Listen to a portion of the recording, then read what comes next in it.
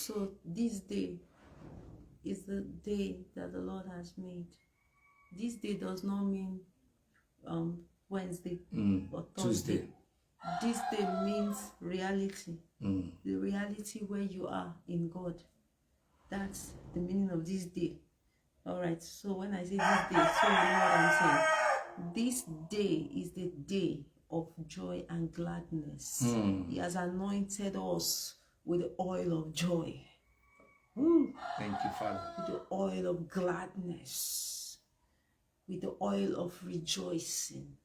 The Bible says he rejoices over us with dancing, with singing. When you see those things coming to challenge you and question your sonship, when you see those overwhelming situations, break into laughter and dance. Put on, you can play, music and dance and laugh.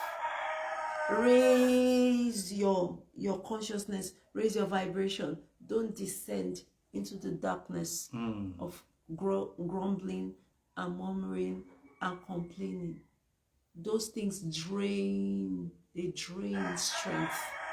But the Bible says that the joy of the Lord is my strength. The joy of the Lord is my strength.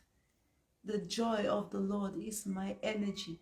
The joy of the Lord is my strength. The joy of the Lord is everything to me. So be joyful. Be joyful, please. Don't complain.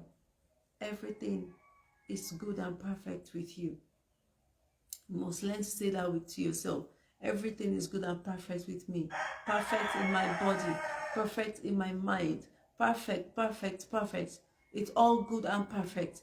And you know what? As you speak these words, you see the manifestation of it. You are not just talking. You are creating by your utterances. Create by your utterances. Create by your utterances. Bring out those treasures inside of you. The treasures of peace. You see, there is no peace out there. There is no peace. Even the people who seem to have those things in abundance, right? Those money and all the other stuff that, there is no peace in those things in themselves. Peace is the nature of the Son of God. Peace is our state of being. There is no wealth that is greater than peace and joy and righteousness. Hallelujah. You see, it says, glory to God. Luke chapter 2 verse 14.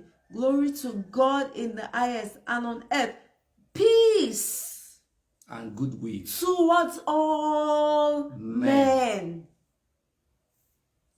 You see? So if all are not experiencing it, then man created a system to stop some from experiencing it. To choke peace. Yes, out of people. Choke peace, choke joy. Is it in Joel chapter 2? Yes. Where it says joy, wither away from the sons of men. Wither away from their hearts. So everything died. Everything began to die. Why? Because joy withered. What happens when joy is awakened? What happens when joy is overflowing? Is overflowing. Everything blossoms. Everything blossoms. So we have more people complaining and murmuring in the earth today. That's why, and that's why there's chaos. They are murmuring and complaining from morning till night all over the earth. Creates the negativity we see in the earth today. And so when Jesus was born, the angel that came said, glory to God in the highest, and on earth goodwill, and on earth peace and goodwill to all men. Hey, this is an experience that will bring an end to the effects of the fall. So, but there's a system here that chokes it. When you consider certain things, you see no reason to be joyful. Yes. At this age, I am not married. Why should I be joyful? I am married 20 years. There's no child. Why should I be joyful? I've graduated, no job. Why should I be joyful? So the earth system creates enough reasons around people for them not to be joyful. Legitimate reasons not to be joyful. I see my marriage is suffering. Look at this sister's marriage is blossoming. They are always happy. Look at, I am being oppressed. Come out of that. Come out of that box. Yes. And stand in the reality of your identity in Christ and release joy into the atmosphere. Yes. Sons of God are here to release joy into the atmosphere, release peace into the atmosphere, and not to join the world to murmuring. Because they that murmur in the wilderness were destroyed by the destroyer. When the Bible says, be not conformed to this world, that's what this is what it's saying. Don't follow their path, their way. Their way of murmuring, complaining, crying, and in that state you can't really see the goodness of God. You can't see what God has done. You can't see what God is doing. You can't partner with God to manifest goodness on the earth when every time we complain and murmur and cry.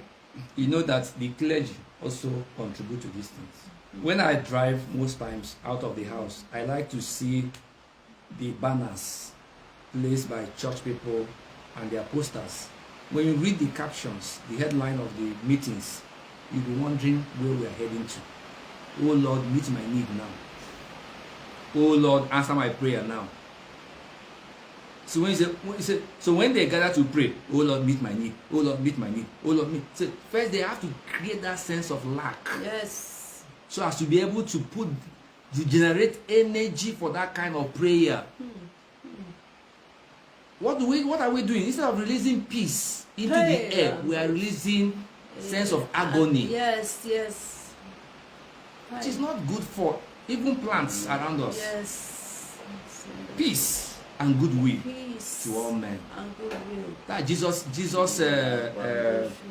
letter of what now they call it? To every man. His love letter to the earth inhabitants. Remember, peace and goodwill towards all men. Peace. Release peace intentionally. We have like 7 billion people on earth. Imagine 7 billion people living in joy, releasing peace. Joy. Peace. Releasing peace towards one another. Do you know how many people that release wickedness towards us? There are people, those who go behind to tell others to stay away from us. Jesus. Are they releasing peace? They are not releasing peace. Even towards their own fellow son of God, they release wickedness. They release what now? Hate.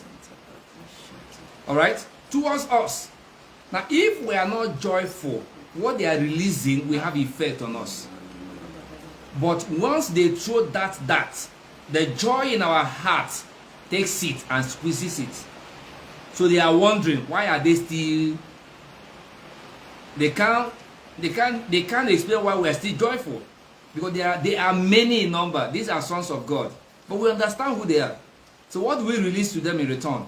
Joy, peace, love. Joy. You see, Jesus said, pray for your enemy. Joy.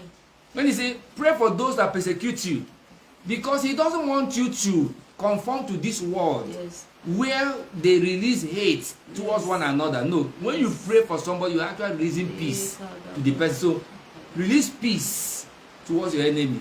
You don't have an enemy, but if you think you have, release peace. Yes. Release love. Actually, Jesus does not want you to descend into that mindset where, because when somebody is releasing hate, the natural thing you want to do is send back that hate.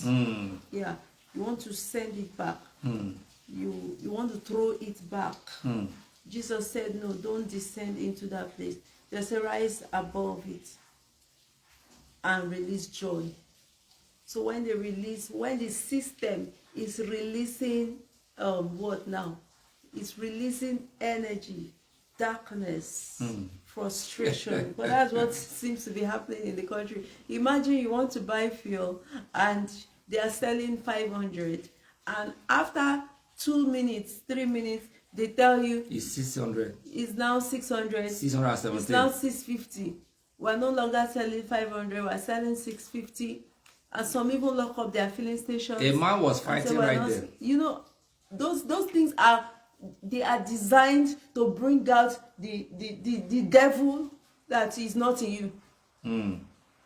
Right? To switch you from the divine mind To the carnal mind. to the carnal mind. Where you are free to complain and murmur. Yes, and you have good reasons, justified reasons to keep complaining and murmuring. So Jesus said that is the enemy. That what they are doing actually is not the main enemy. It is your response and interpretation to it. That's the enemy.